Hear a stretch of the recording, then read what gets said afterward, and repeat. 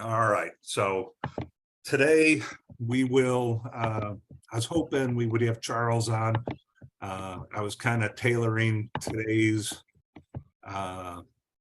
Zoom hour to kind of help him out. He wasn't able to show up, so I was going to kind of do a continuation of how to use some of the tools that we were doing yesterday. We'll probably do that, and then we'll kind of maybe leave this open for discussion. You know, we got Lee and Eddie on, and you know, if you guys have any questions, want to see anything, you know, just discuss basic stuff, we'll do that. But so we'll go through that real quick. Yesterday, huh? What's that? I missed the library meeting yesterday. Yeah, you did. Oh my goodness, thought it was next Sunday. Okay. Yeah, because I was looking for you because you said you was saying planning to attend, so I was like, where's Lee? So Sitting at home waiting for next Sunday. wait, well, you know what? The good thing is kind of going through emails and all that stuff. Let me get to that. I don't know what you're doing next weekend. And this is open for everyone that's going out there. Email that I sent out, they're having that Jingle Fish at Bennett, which is this Saturday, December 17th. So I don't know if you're interested in going. If you wanted the fishing, the day for catch and release is from 8 to 4. So I don't plan on getting up that early to get to the bell, but if you're interested, let me see, we could meet up if you want. We could drive in because I know Margie wants to go too. So it's in the email. It looks like it's going to be a good time. They're going to meet up around 9 to fish, and then around noon they're going to meet up at the spring, and they'll have hot dogs and stuff like that, and you know, drinks and chair, just kind of chat, have a good time, and then 4 o'clock the horn ends, and then we thought we'll probably leave right after that. We won't take our camper or anything, but we'll go for a real long day if anyone's interested in it. Where is this at? When? Bennett Spring. Okay. So it would be trying to leave around 6:30, and then get in, you know, fish for a while, kind of hang out at the spring around noon, talk for an hour, get something to eat, chat with people, and then head back out for the next couple hours to finish off the day, and then head on back. It's Is the restaurant open? Say again? Is the restaurant at Bennett Springs open? No, the lodge is closed. I don't think the lodge is.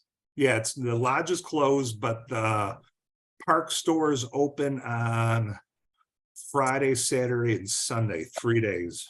Not Monday though. But you could still go to the park, and if you wanted, if you leave the park and go to Sand Spring, the Gravel Bar is open for good burgers and stuff. So you're still welcome to come out. You know, part of me is if we could get my youngest daughter to dog sit, we might spend the night out there and do fish on Sunday. So Which night would you go there? Saturday night, I think. Saturday night? Yeah, so we would get there early Saturday, do the Jingle Fish, fish all day, then spend the night, and then fish a little bit more on Sunday, and then head out before a little afternoon, maybe not fish to the 4 o'clock, but just able to drive in some sunlight. So but something to do, think about. So Tell or something. I'll give you a holler. yeah, and then soon I will be off for a couple weeks. If you want to meet up during the weeks, you know, we could meet somewhere. I mean, it's you and I live real close. We could, you know, we could have you at even my house if you want. We could tie up some flies or meet somewhere, and so no problems at all. Okay. So since we're kind of going over that stuff real quick, again, I'll do some of the easy flies. Again, winter trout programs going on. Especially the 2 weeks I'm off, I plan on hitting some of those, so I'll be sending out emails on if anyone wants to go anywhere. I did like Bush Wildlife Lake 7 was fun. There was a lot of different stuff we were catching. But if anyone wants to go to Susan or anything like that, let me know. We'll get together. We are going to meet at Susan. I don't know what date yet. I have to get back to the wife. It's either going to be the 27th, 28th, or 29th of December. So that will either be Tuesday, Wednesday, Thursday. Amy, I don't know if we have any adaptive devices or anything. We have a new participant. A year ago, he was up on the roof putting lights and doing everything, but unfortunately, he's come down with a really vicious disease and he is now in a wheelchair. And he loves fishing. He used to go to Taneycomo and he's got all his fly rods and all that, but just can't do it. I don't know if we have any adaptive devices that could actually help him hold a rod. I got some stuff from Ken, but it was like almost like where you would attach it to the chest, but I don't know if anything. In all the reels, so you have you should have 4 adaptive. They're self-retrieving. You push the button and they retrieve in. Okay. You should have 4 of those in the stock. And then we have the chest pack as well. So you put everything in the chest portion of that. But you have the self-retrieving, and then you also have, you should have a right and a left hand strong arm. Yes. Which are just going to be more, and you slide everything in. They still need to be able to use their fingers to be able to do that. So you might try that with and we have a couple good brands on that. I mean, back when we were getting them from England, and then also the Cabela's brands, which you have 2 of those in there. Okay. And they're great. They're $30. But basically what you do is it's almost like a pinky trigger. Yeah. And you would hit that. So it depends on what kind of what muscle coordination he has on that. Yeah. And then the other thing is that, kind of that assistance. We don't have track chairs. He's got his own. Yeah, he's got his Yeah. own, and that's why I decided Susan, because when we did our casting class there, I noticed around the lake had that concrete path, so he's able to get there and they kind of know it. Well, number 7 has that, and also out at Bush. And so number 7 has that. You just have to go, to the next entrance. And they have a full concrete pad with riprap around it. And it's a good 40 feet out in the water. It's a decent. Now that you said that, I remember that, but we'll see which Yeah, one, but one of those. Union's also got the all the way around, plus it's got jetties out for access Okay. for Yep. disabled. Yeah, I mean, there's a lot of access. If they can bring that, then I think as far as the gear wise, that part of it, just look there. I'm trying to think of who the brand is. Anybody else remember? But there's 2 Cabela's that are the self-retrieving reels. Okay. And the strong arm should still actually be in the kit, like in Yes. the plastic. Ken gave me that and- and I didn't have a chance to look, but I'm hoping, that's what we need. Well, the chest pack is cumbersome, and every time anybody would try to use it, even Roger, I don't know if you remember when we tried to do a bunch with the adaptive stuff, that chest pack is difficult. I mean, I don't think any of us could figure out really how to use it. There are a couple videos between what Project Healing Waters has, and then also just YouTube, and look that up. If you just go to that, and it'll show how to use it, but I found it very difficult. Yeah. The self-retrieving reels are the way to go. All right. We'll go with that. So again, I will put out a reminder on that. That's coming up. So we'll be out there, and it's going to be day dependent on weather, and so it's trying to help someone who's in a wheelchair. So it will be within probably 5 days of that. So right before Christmas, we'll start looking at the weather and start narrowing down one of those days. So that's the plan there. So again, but we'll do more stuff coming up.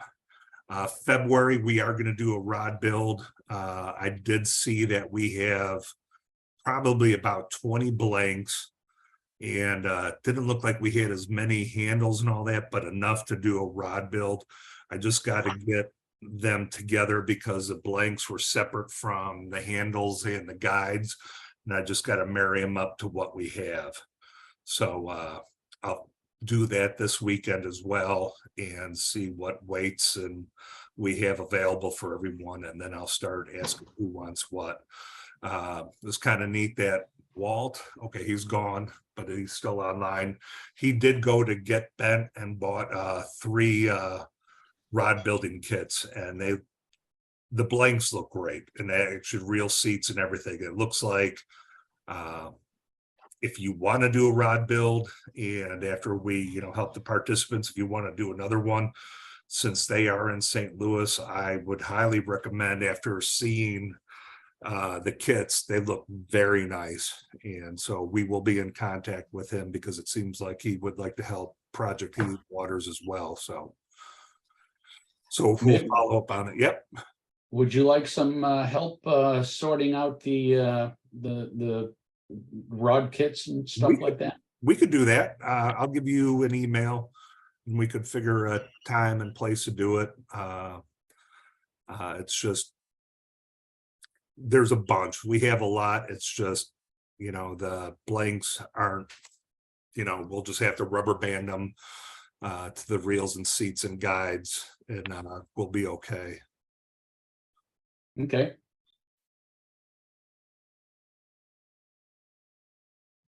Amy, we can't hear you. Again. Okay. Again. So the real seats and the grips that you have with those, Mick, they're kind of interchangeable. Jim knows how to build them up, but they weren't for it was more universal. Okay. I think you guys should be able to get through, but you'll be able to match those up. Nobody, we didn't do any with fighting butts and things like that. So you don't have multi pieces, but obviously a 5-weight, you aren't going to try to go with an 8-weight, but you should be able, if you could just find a space to lay them all out. You should be able to see that they're pretty easy to match up. Yep. But we've got enough. And so did you find the big master sheet in there? Because Jim asked me about that too. The master, there was a whole big master sheet that told you everything that was in the bottom of that container. I didn't see it, but I'm not saying that it's not there. I just didn't see it. But that we have a lot of blanks. We have a lot of stuff. We're good. So, I mean, what I would like to do is we will see what kind of interest we have. We're going to probably keep this first class down to maybe a smaller manageable level. No more than 8 for sure. I'm hoping like 6. But if we have more than that, maybe we'll kind of schedule a second class. So I want to make sure those who want to do it will have a chance to build a rod. But on the other hand, I don't want it such a big group at each one. I think it'd be a little bit easier to keep them. I'd rather have 2 smaller groups than 1 large group. So, all right. So, and then we are still meeting at the Daniel Boone branch.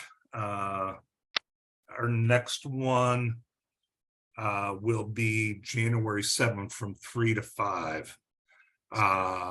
Then we'll have February the 18th and then March 12th. After that, we may try to find a different location. I've been talking to Ken back on the the rod build. We might be doing it at that church that he did in 2020. We might get those 4 days there, and so it'll be in the same place we had it last if you were there when we did that. So we do have a place for that. John Wright is on, and he's invited us to his Thursday meetings. And he will actually do rod building classes online. So if you're interested in rod building, please attend his Thursday meetings. They're in the emails that I send out. And I know come January, they're actually going to get a really good speaker out. I forgot who it was, but they get some really good speakers. So Our rod building class is going to be on Sundays, Mick, at about 3 Sundays? o'clock in the afternoon. Yeah, Yeah, just send us the dates and then I'll get yeah, them. I will. And yeah, it's January 3rd, and I wanted to say Rosenbaum is Okay, going to be with us. So, and Mike is tying this Friday for Al Beatty's BT Friday fly tires. So, yeah, if he's interested. so, Hey, Mick, sir, you're just talking about Daniel Boone again. Yes. Do we have a system to be able to cancel for everybody last minute if the weather goes south? I could send out an email and for sure, if it does get bad, How about a text? That would probably be better. yes, I will, put a text out. This is where I really need everyone to RSVP. If you don't RSVP and I don't know you're gonna, be there, and if I think, the weather looks bad and they're calling for bad road conditions, I will then send out to those who, actually RSVP'd. I will also go into CRM and cancel it. And then that should go out to everyone. So even if those who did an RSVP, it'll go out to everyone. But I will also make sure those who actually RSVP'd that you're going to attend, you will get a text message as well. So, but that's a good point. If the weather does get bad or for any reason you can't make it, don't worry. Again, it's volunteer. It's not mandatory. You guys are there. I understand like life come up and things happen. So, I talked to Bill Kelly today, yeah, and even though he didn't make it, he didn't know about it. And unfortunately, I just had a senior moment and didn't tell him about it. all right. So I will double. He's not or he doesn't appear to be on the site. All right, I will have to look for him. He really wants to be involved with this. Yes, then I will double check to make sure, because I send this out to a lot, so I got to double check to make sure he's still on the contacts. So, Okay. But like I said, I usually go by and pick him up like at Cabela's and stuff, but okay, I had a senior moment, sorry. no, we all do. Again, you guys saw some of the materials we have in storage. Again, if you guys need anything, let me know. I'll run some stuff out. And at all the library meetings, I'll be bringing that. So bring your little shopping bags and take all that up. So that's just the general stuff. And like I said, I'll just,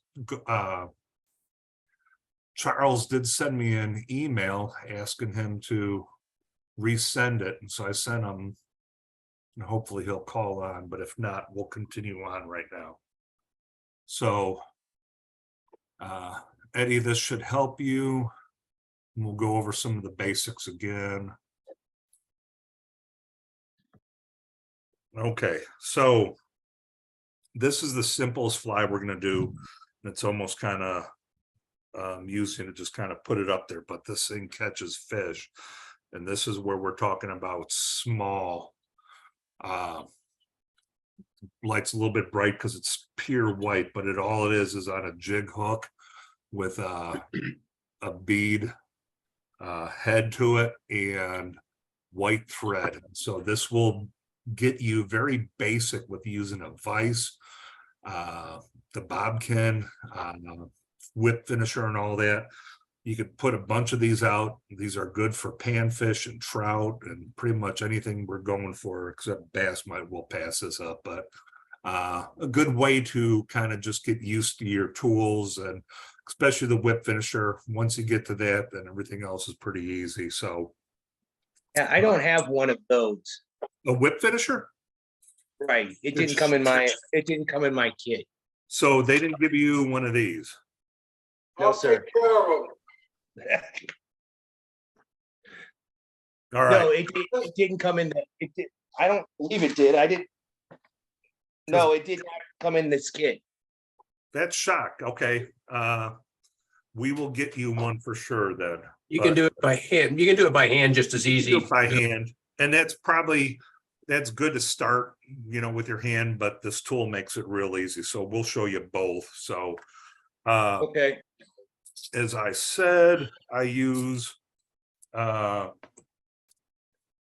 Wholesale Fly Company, and their jig hooks are the model 20s.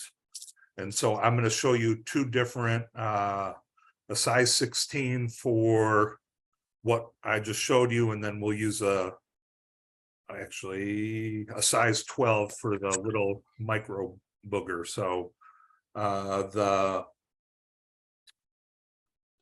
tungsten bead I think is a 2.5 millimeter. Yeah. And again, I have these nice little kits. Let me swap over my camera real quick. And then here, I just put them in these kits, and I have all my beads there, and these are all the 3 30-seconds, 2.5 millimeters, and I got red or orange, white, green, and black and purple. So I keep them all in these little containers, and so that way I have them all with me. So go back to the USB. So again, you've got your vise, and when you do put the hook in, a couple things you could do is, if I had a bodkin, you could kind of see a little bit of, let me get off that, the tip. If you want, make sure it's buried in your vise until you won't hook into it. Later on, if you wanted to keep it out to get a better, more in there, you can, but you do want to be careful at that point because of see if I could zoom in a little bit more. Your thread could grab onto that and break. So your bobkin, I'm using a white right now, so let me swap cameras again. So I have my bobkin. I'm going to thread it because I pulled it out while talking. And we showed you how to do this yesterday. And Eddie, for reference, that's a slotted bead. Yes. Slotted bead. Okay. Yes, sir. Slotted beads. Yeah. Let me get back to that. You could actually see the slot right there on the top. And that helps you get around the bend of the hook. And so there are, you can almost see it there. You got the normal round pull end goes in first, and then the slot on the back. And that actually helps you get around the hook bend. And then you could just keep it right there. And so that's, most of my beads are slotted. That way I don't have to worry about having different kinds, and it's that little gap doesn't seem to have that much of a difference. So like we showed you yesterday, we're going to start our thread base, which is just getting the thread on and just getting a couple wraps near the head, and then bringing it back to go over that tag end you have. And once you get a couple wraps in there, you could get rid of that tag end. And again, now this is going to be the most basic fly where you're just going to be wrapping this, but then this is kind of good on just practicing wraps. Your bobbin could be loose, and this is where you kind of learn how to adjust it with your hand. Let me change it, camera over again. Sometimes these are very loose and you could pull and they come out. You could actually then have your finger on this edge here, and then you could kind of control, basically, if you want to call it, like you're dragging your reel with your hand. So you could, if you wanted kind of where you could crank, you could then hold it with your hand and hold it in, but let it go, and then you could actually put on more thread. So You can, in the old days, we used to wrap the thread around one of the legs once or twice, and that adds more tension to it. it adds more In the new days too. Oh, in the new days, we do that? the new days actually have where you can, right there, you can see that cross, it actually tightens up. I could just spin that and tighten it. These are really nice, depending on if you want to spin deer hair, you could really tighten it in and then crank on it. Yeah, that's a right bobbin, and they're really, really nice. I've got Yeah. 3 of them. Yeah, and you got the ceramic tips that way. They don't cut into your threads. And I did treat myself to one of these. So again, this is just kind of getting used to it. As you see, I don't have, I will zoom out a little bit. I'm only keeping about an inch there. If you keep way out, then you have this big wrap, and that, that's kind of hard to control. Keep it to about an inch where it's just quick wrist movements and it's not anything exaggerated. And again, this is just getting used to the tools, and this is a simple, easy fly to do. And basically you're just looking just to kind of taper it, thin towards the bend of the hook. Let me zoom out a little bit more. When this gets corded up, see if I can go a little bit further. What you could do is counterclockwise spin, and that will actually flatten out your thread, and it'll actually make for a nice smooth body. But again, this is, what I was hoping to go through with Charles, just basic playing with the tools and get used to them. Do the fish judge you for neatness? What's that? Do fish Yeah. judge you for neatness? Yeah, Absolutely. Absolutely, you they bet. absolutely do. It seems like the neater you make them, they don't like them. If you make them garbage, they hit. So My Believe experience fishing with tenkara and carp, the carp actually count the number of wraps you make on the body, and if it hasn't got the right number of wraps, they won't bite. Oh, Yep. okay. good. So at this point, John, you're not gonna get crap for Christmas for lying. tricking the poor participants. Okay, Eddie, what I do after that, again, like I showed you, we usually use Sally Hansen's, and you could get this at Walgreens or CVS. And at this point, I just put a little bit on the thread itself. And that's when I wrap that, that's going to lock it in. You can kind of see it. Now, since you don't have the whip finishing tool, what you could do is, let me zoom out a little bit, where you could just take a quick loop, and you can see I'm making a loop, and just then tightening it down right behind. You could do that a couple times, and that will lock it in.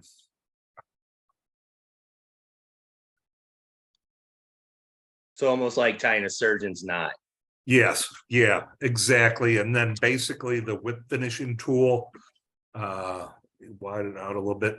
It's doing the same thing, where you lock it in, you make this figure 4, and it just does several surgeon knots for you real quick, pull, and you're done. And this is a pain when you first start using it, but once you get it, you're like, oh, this is the coolest thing ever. You just clip it off. And so that's a quick, easy fly. And works good for the bluegills and the crappie and the lakes, and the trout can't seem to stop not hitting these as well. And this is my go-to fly, which is easy to tie. It's good for new participants and catches fish. Hey, Mick, Sir, can you go over real quick how you fish it? yes. I thought I had some indicators. I'm gonna swap cameras real quick to integrated webcam. Okay, I know I got indicators right here. So, there's a new Oros out there, but ones that I really like still are called the Airlocks. Yep. And let me go to my other camera real quick. And hopefully you could see that there. So here's the indicator I like most. It has this little nut on top that you will take off. And then you could see that little groove. You would put your line through that, and then it's got this little rubber gasket that you then put this over. See, this is why the Oros are nice, because these little nuts are a pain, and if you drop it, you've kind of pretty much rendered it useless. So, indicator, and there's several kinds. I think I have. What are the different indicators? What's that? Indicators out there. I've got. It's a fancy name for a bobber. Yes, exactly. Here's another one that have just foam and sticks. And then if you want to use like a yarn indicator, this is part of a Dorsey indicator, which you use yarn.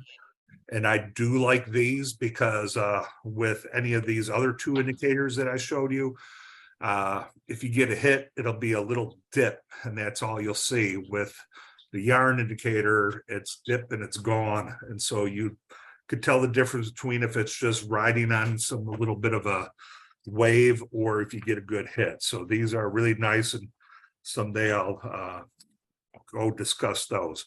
So So- what, You make the Dorsey yourself. yes, you make the Dorsey Make yourself. that.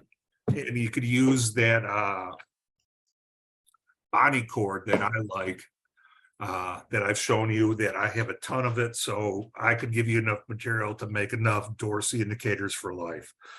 So what I do with these white thread jigs or any kind of nymph, if I'm fishing Bennett or any of the other trout waters, what you're trying to do is set the depth that your nymph is going to be within what I call the kind of the hot zone, within 6 inches of the bottom of the stream you're at. And it could go up to a foot, you know, it just has to be kind of in an area down low that they're going to be looking for it. They always say, set your indicator to 1.5 times the depth of the water you're in, because it will never go straight down. It will actually kind of curve a little bit. And that's a good starting point. A trick that I always use is I will take the line in my hand, and then I will take the nymph in my hand, and I'll take the nymph and stretch it out as far as I can, take the line and to the tip of my nose. And that's where I'll put the indicator on. And that's always my starting point. At that point, you know, I will go out and cast. And it seems like every time I throw something new out there, if it's something they're really going to like, they're going to hit it within the first 3 drifts that I do. After 5, 8, 10 drifts, I'm really not seeing anything. The first thing I'm going to start doing is changing the depth. If I see the indicator just smooth going across, I will think, okay, maybe I'm not deep enough. So I might, you know, with these indicators, with you just kind of loosen up that nut, You could pull out another 6 inches, tighten it down, do a couple more drifts. And if you still see it kind of drifting and no hits or anything like that, you can just keep on going until you actually kind of see your indicator skipping, which means your nymph is hitting the ground, and then you could back off a little bit. And that's what I do. Again, even if I have the depth correct and now I'm still not getting hits, okay, they're not interested in that nymph. It could be size, it could be color. And that is the fun part of us fishing, is now trying to figure out the trout, because whatever you used yesterday to catch your 20 trout the best of your day, it's probably not going to work the next day. It always seems to be that way to me. They change up, so every day is different. What worked yesterday might not work today, but it's always a good start. And Yeah, so- change your technique too. If you're not catching anything, yes, dead drift, change the technique, give it a little twitch, or do it, fish it like a streamer, yep. so. That's the fun of it. There's times where I will say fishing under an indicator is what I like to do. And if I'm fishing an hour and a half and it's not working, I'm changing out. I will go either to a streamer, I'll go to a dry. It's time to change the whole way you go about it. I've tried different flies, it's not working. Okay, what could work? And that's usually, I'll find out what they're doing, and that's now my favorite for the next couple weeks. Because it's, I learned something, I caught something. That's my favorite now for the next couple weeks until it doesn't work and I have to try something else. But that is the fun of fly fishing. So Hey, Eddie, well, Eddie, let me ask you, so you did not get a whip finishing tool with your kit. Did you get a bodkin? I did get a bodkin. Like a needle? pointy. Yep, the needle. I Not got a a bobbin, bodkin. a bodkin. A Bodkin is the needle. The got needle this- thing? Yeah, I've got this thing. Okay, the let one me that I ask you, on the end of that does that have a like a cone No, with a it's hole solid. in it? It's solid? No, it's Okay. solid. It looked like, that looks like a threader. Do you have one that looks like a point? Like what Jim No. was just asking? Yeah, big needle. No, I did not have one. It does not have one of those. All right. The only thing, it came with the threader. It came with for the Bobbin. Bodkin. thread. It came with the extra set of little pliers, Okay. and it came with this. The deer head Stacker. stacker. Okay. And that's All right. that's the only tools that came in that particular kit.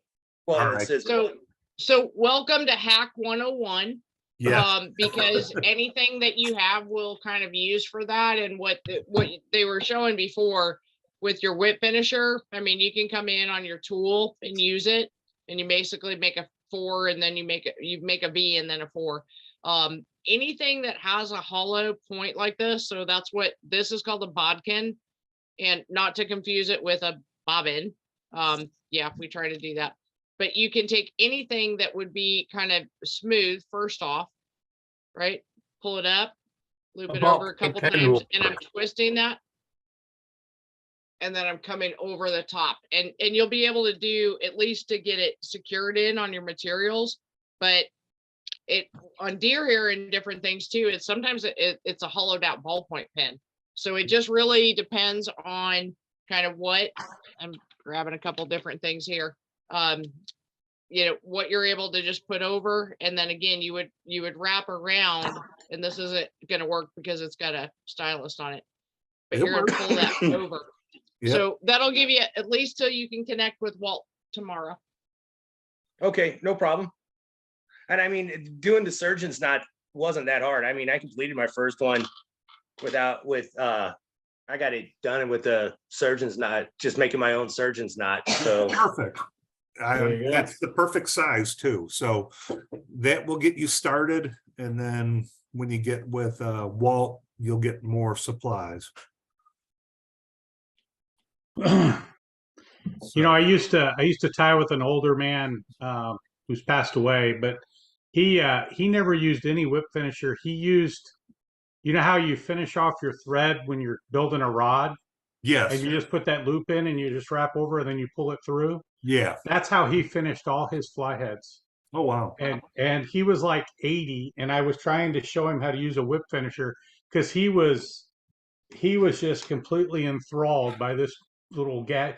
He'd seen him, but he in all of his life he'd never learned how to use it, and he just always finished his flies like he was finishing a rod. So I always, you know, for all of our cool tools, you can do anything you want.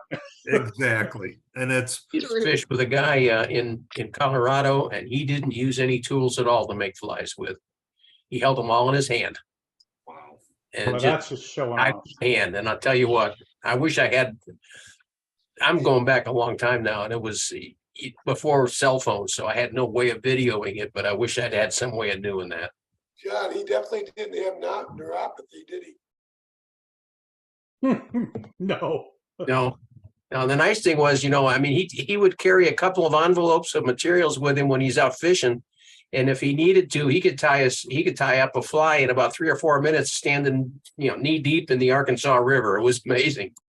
Wow. All right. So I'm going to go back to, I need to spotlight this stuff. Here we go. This is a little kind of something like a John Deere. John Deere is basically all green with green bead head and a little yellow dot, but this is a little bit different. I like some of the barred marabou I got with the barred Chanel. So again, I will show this. This works really well, and it's small. Again, it's there's my fingertip, so 1.5 inches, maybe 2 inches, and this fun little tie. So same hook that I used on the other, where it is a jig hook, barbless, but size 12. And I put a little bead head at the top. With this, I do like to have a little bit more weight, so I will be using the 0.15 lead weight to it, just to add a little bit more to it, because sometimes this is slow to come on down.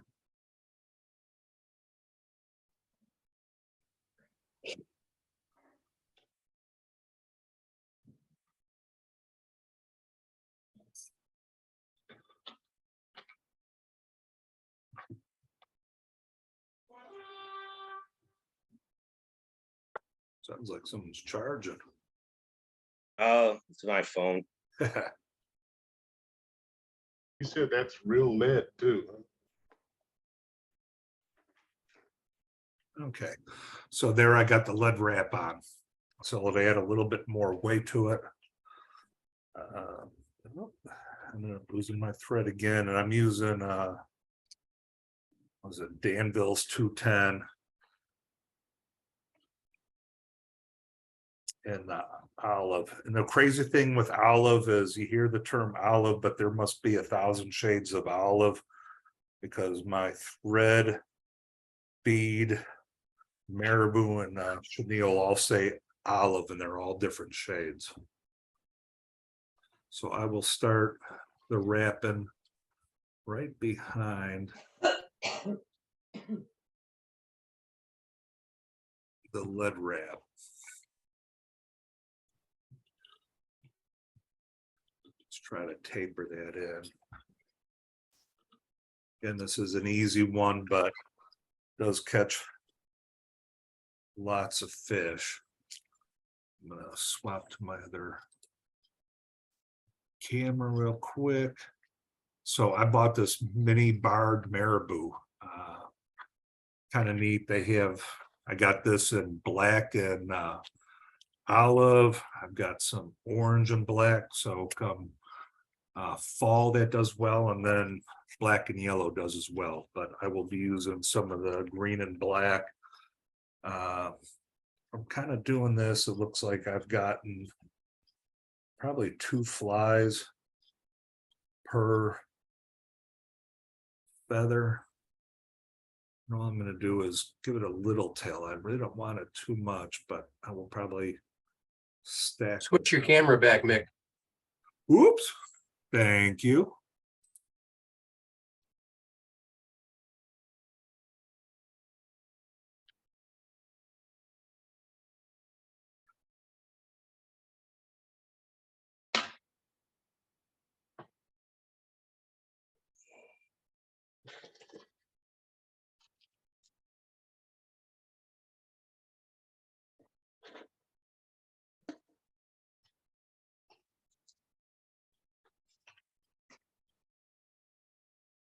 And then, like the way Amy described it, you really don't want to use scissors.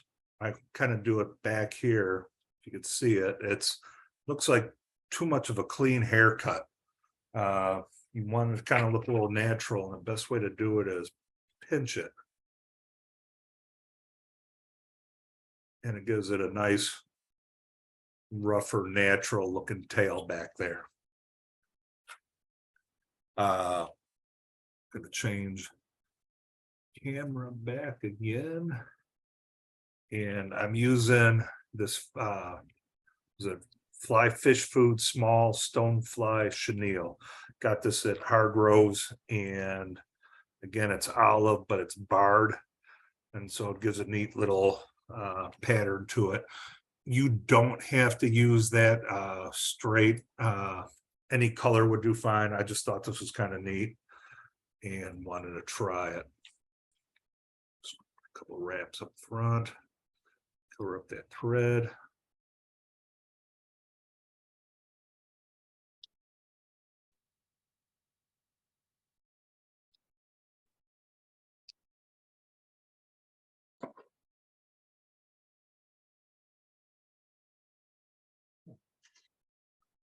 And Eddie, if you have any questions on what we're doing, just let us know. Oh, I'm just trying to find the materials to catch up. That's all. Oh, if you need me to slow down, just say, hey, Mick, slow up. Well, it's not really your fault. It's me not knowing where I put stuff. Oh, I don't mind taking my time.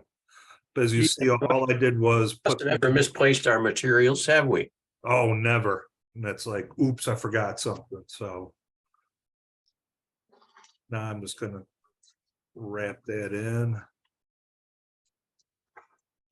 It gives it, you know, with the barred marabou and the barred chenille, it looks kind of neat.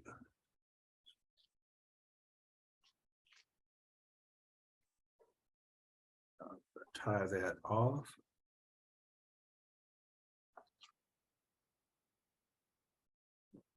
Had those. Spin that. I always try to cut my material with the thread down and your material you want to cut up, because it helps you not cut your thread. And I have done that on camera before. So now I'm just putting a nice little collar on it. And again, I will use the Sally Hansen's to lock it in.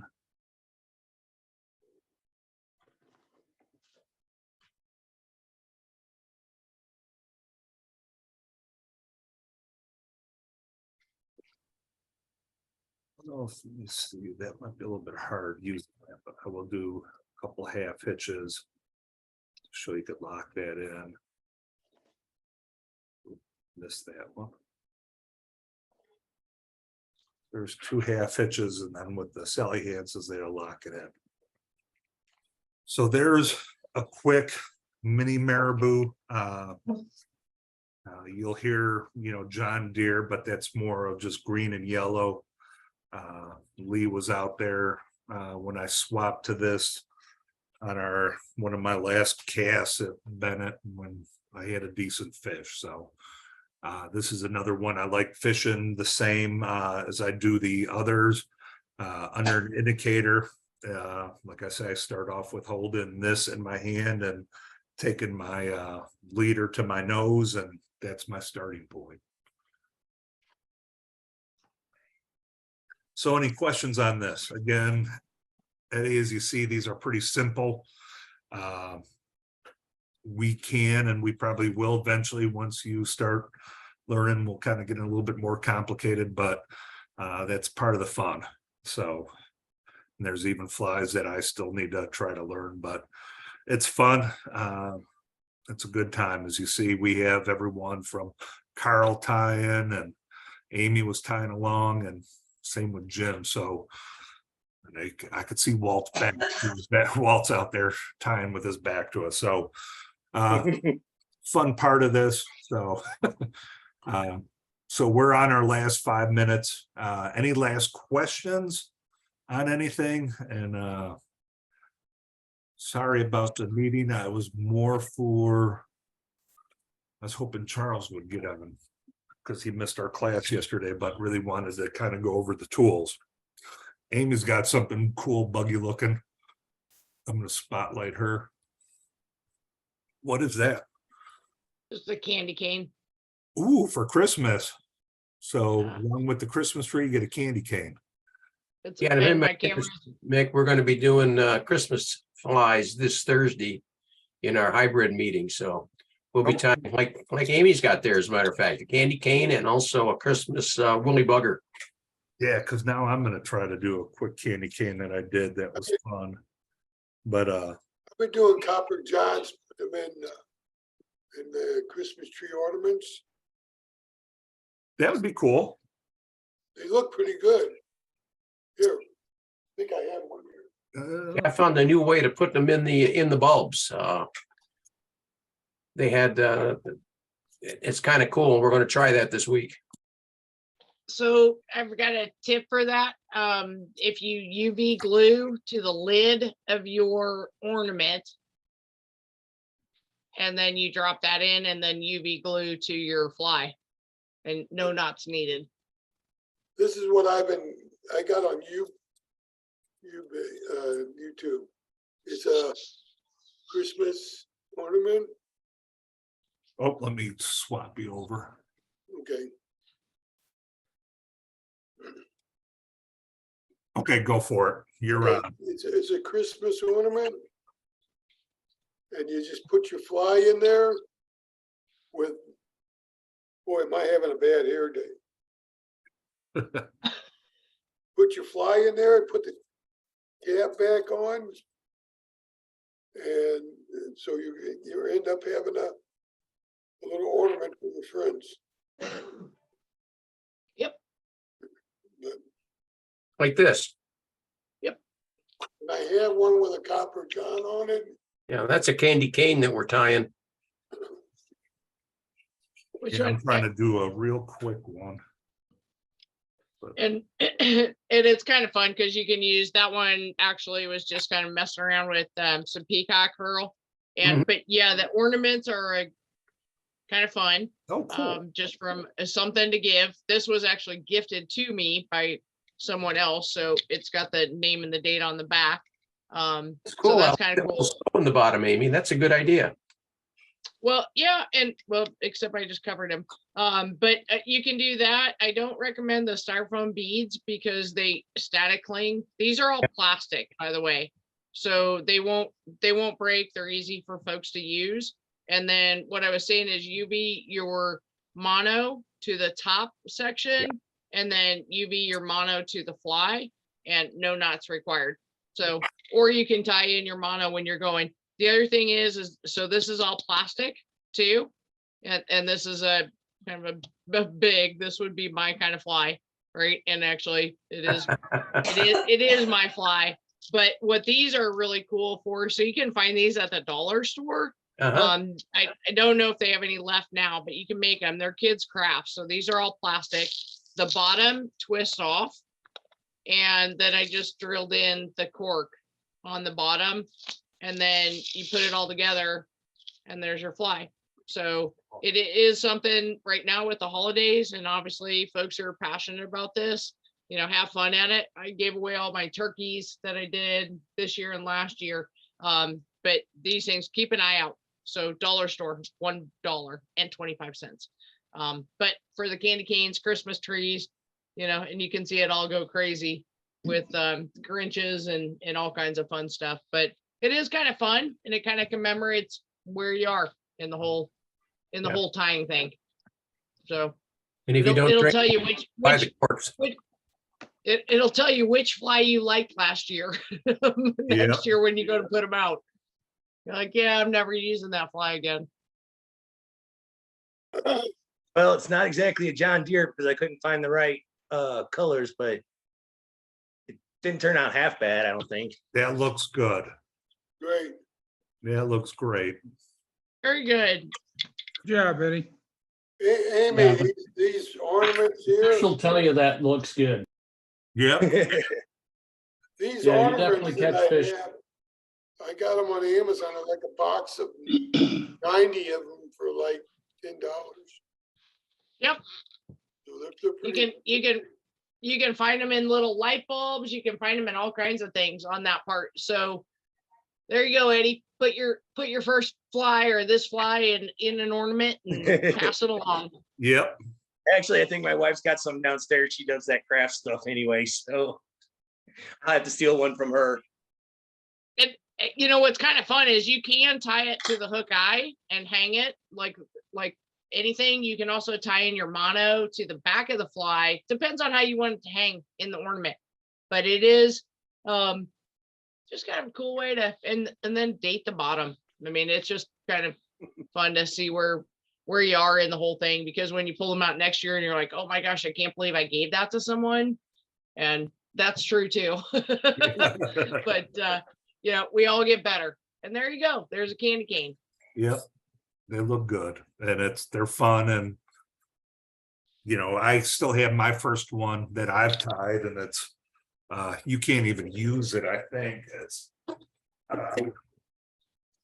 but I keep it with me. Yep. And here's the first one I ever tried, and you can't use it because I cannot find the hook eye anywhere in there, but you keep it. And so you know what you're going back to. So that was my first one I ever did, and I have no idea where that hook eye is. So you keep it. It's good to look back on. Yeah, Mick, I've still got my first one too that I tied in 1975. Wow. Very cool. I always saved the bad flies and used them in the summertime for bluegill. They'll take just about anything. Yep. They do. Yeah, there's very few that are making it to the reject pile right now, because I figure they always can get used for something. Oh, for sure. But there's another one. And again, you can do anything so that,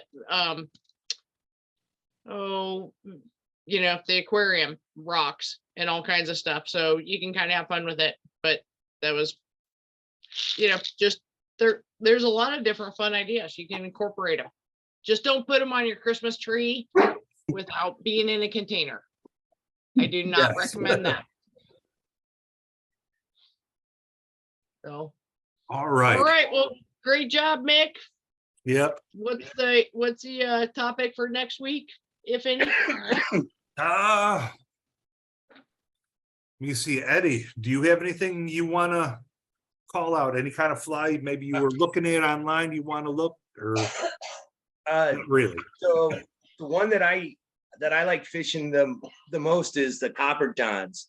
I fish them at like Montauk and Summit Bennett Springs, and you showed me how to tie that mop fly. That was like really easy. I watched you do that. Flies work and stuff, and especially if you're trying to get that one, if you're like, I'm not leaving till I catch one, throw on an orange mop fly and hang on. So right. But no, I use a lot of like the Copper Johns and the nymphs because my dry fly casting isn't the greatest, so I try to stay away from dry flies to an extent. Yeah, right now we don't have Roger on, and he's our good cast instructor, and so we will have more casting classes and he will help you out with that. But yeah, let's do Copper Johns or any kind of your favorite nymph, and we can kind of do that. Copper Johns are fun. You could do a Prince nymph with them and Copper John. And I think I did a cool stone fly not too long ago. I'm going to try to pull that off with the turkey biot. So. Yeah, I found a real nice pattern called the Easy Copper John or the Easy Prints that is done with hair instead of biots. Oh, really? Cool. I'll tie up a couple and show you next week. Yeah, so tie up some, you could show it, you don't have to tie, if you want, you can. But we'll do Copper Johns and other favorite nymphs, show us what you like, and then we'll go through the steps on it as well. So I don't want to hold you up. This weekend, I will get all the videos situated, Frank, so you could see them all, and then we will see you next Monday. Or as some of you guys know, I want to go to Bennett this Saturday. If you're interested, reach out to me and we could discuss a little bit more. So until then, you guys got my email, my phone, get a hold of me if you need anything. And Thank Jim, you. I'll get back with you on rod sorting as well. So. All right. Thanks All a right. lot. Hey, Linesville, Merry Bye, Christmas. everybody. Thanks, Nick. We'll see you. Carl, Yeah. could Yeah. I talk to you and Mick before Yeah. you guys Yep. sign off? Yep. Yep. Sure. I'm out of here. Have a good one, guys. See ya. Take care. I'm gonna hit the stop.